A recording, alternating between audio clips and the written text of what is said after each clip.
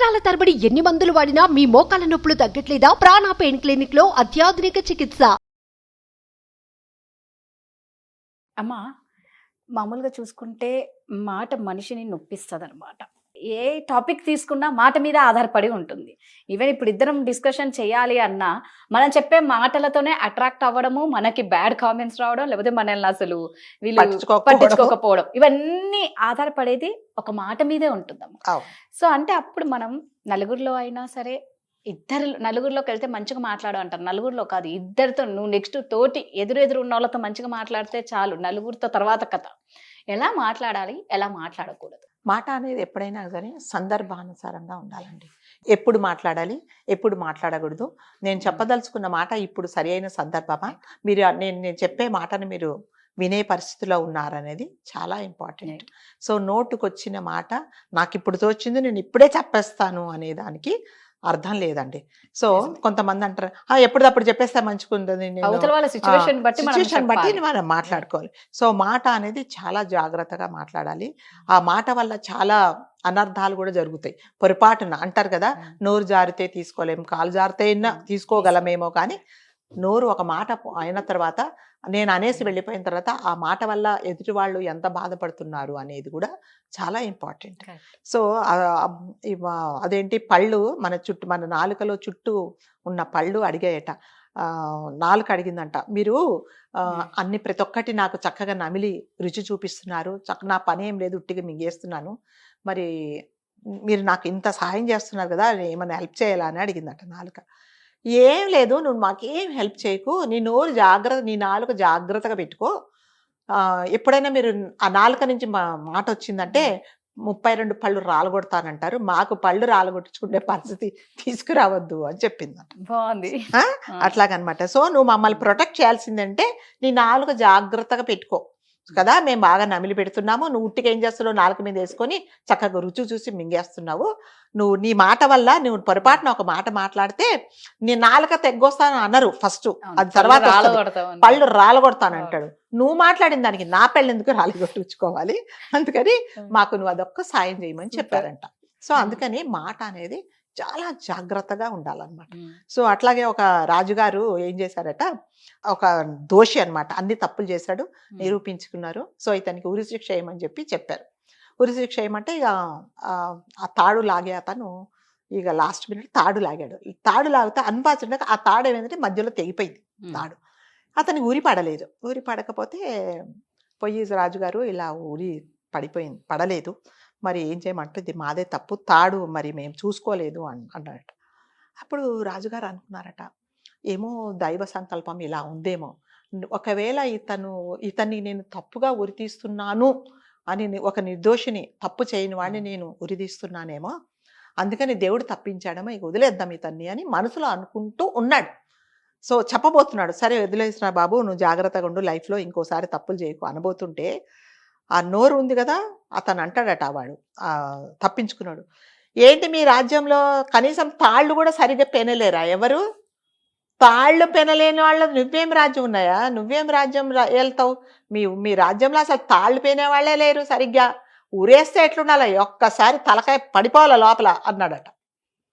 నోరు మరి ఏమైంది అప్పుడు, అతనేదో అనుకున్నాడు, సరే నా తప్పో ఒప్పో ఏదో భగవంతుడి ఏదో ఆజ్ఞ ప్రకారం నేనేమని తను తప్పించుకున్నాడేమో, సరే వదిలేద్దాం అనుకుంటే నోరేమైంది, ఇదేనా నీ రాజ్యము అని రాజునే అన్నాడు. ఏం చేశాడు, ఆగు ఒక్క నిమిషం నా రాజ్యం ఏంటో చూపిస్తానని తాడు కరెక్ట్గా పేని ఊరేసాడు. నోరేమైంది మరి. సో మంచి చెయ్యబోయే వాళ్ళు కూడా మన మాట వల్ల చెయ్యరండి. సో మాట అనేది చాలా జాగ్రత్తగా ఉండాలి. ఎప్పుడు కూడా మనకు తెలియని విషయాలు ఒకరిని మనం మాట్లాడకూడదండి. అంటే కొన్ని విషయాలు తెలిసినా కూడా కొన్ని మాట్లాడకుండానే మంచిది. సో తెలియకుండా మాట్లాడి ఎదుటి వాళ్ళని మనము బాధ పెడితే మనకు వచ్చేది ఏమి లేదండి. మనకేమొస్తుంది చెప్పండి. కొందరు ఉంటారు, ముందర ఒక మాట వెనకొక మాట. మనం ముందర ఎంత బాగుండి వెనకాల మనం ఊహించని రీతిలో మాట్లాడి మళ్ళీ వాళ్ళ మొహాలు చూడాలంటే ఎట్లా చూస్తారన్నది ఇంకిత జ్ఞానం అంటే అన్నారండి, అన్న వాళ్ళకి గుర్తుండదు కదా, ఎప్పుడైనా మాట అన్న వాళ్ళకి గుర్తుండదు, అనిపించుకున్న వాళ్ళకే ఉంటుంది బాధ.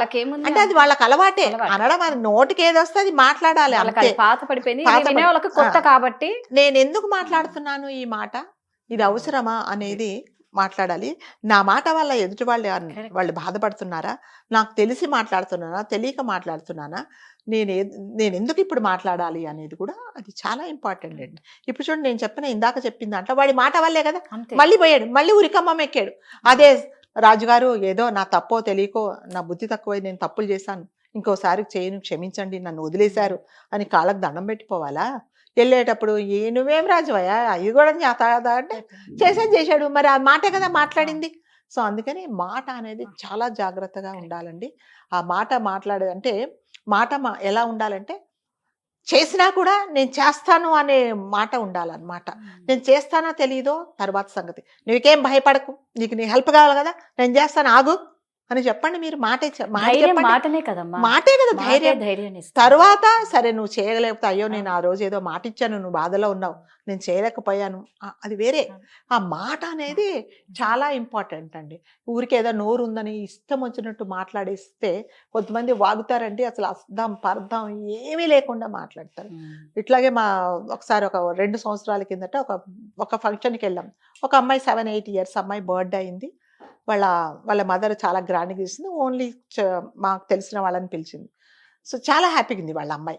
అయితే అసలు యాక్చువల్గా జరిగింది ఏంటంటే, ఆమెకి హస్బెండ్ లేడు, వదిలేసాడు.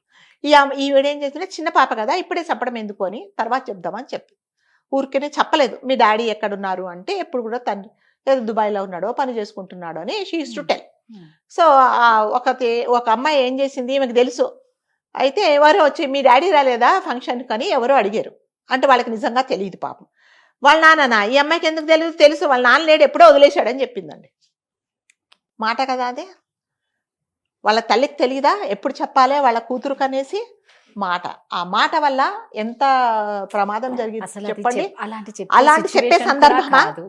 అందరు అడిగా, అదేంటి అలా ఏమో నాకేం తెలుసు, అందరికి తెలుసు, నేను అందరికి తెలిసింది, ఆమెకి ఇంతవరకు తెలియకుంటుందా, అందుకే నేను చెప్పేశా. నోరు టప్ అని కొట్టాలి అట్లాంటప్పుడు, మాట్లాడేటప్పుడు అలాంటి నోరు మాట్లాడే వాళ్ళని.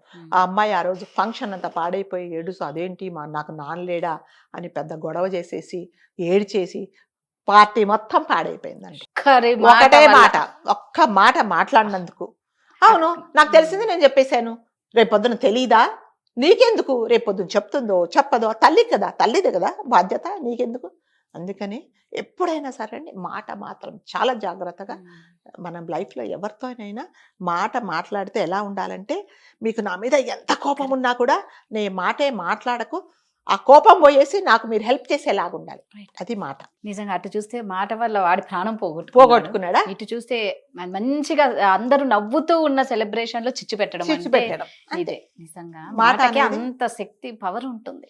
మాట అనేది చాలా జాగ్రత్తగా ఆచి తూచి, బంగారం ఎలా చెప్తే ఒక గ్రాము కాదు కదా, ఒక చిన్న అదేమంటారు, ఒక చిన్న ఏదైనా కూడా ఎలా ఛార్జ్ చేస్తారు, సో అలాగా ఈ మాట నేను మాట్లాడుతున్నాను దీనికి ఛార్జ్ అవుతుంది అనేది చాలా ఇంపార్టెంట్ అంటారు. బాగున్నది, మాతో క్లోజ్ ఉన్నది, సడన్ గా మాతో మాట్లాడడం మానేసింది అంటే మీ మాటల వల్ల అనేది గుర్తుంచుకోవాలి. అంతే మరి. Thank you. సుమన్ టీవీలో మీ పర్సనల్ అండ్ బిజినెస్ ప్రమోషన్స్ కోసం కింది నెంబర్ కి కాంటాక్ట్ చేయండి.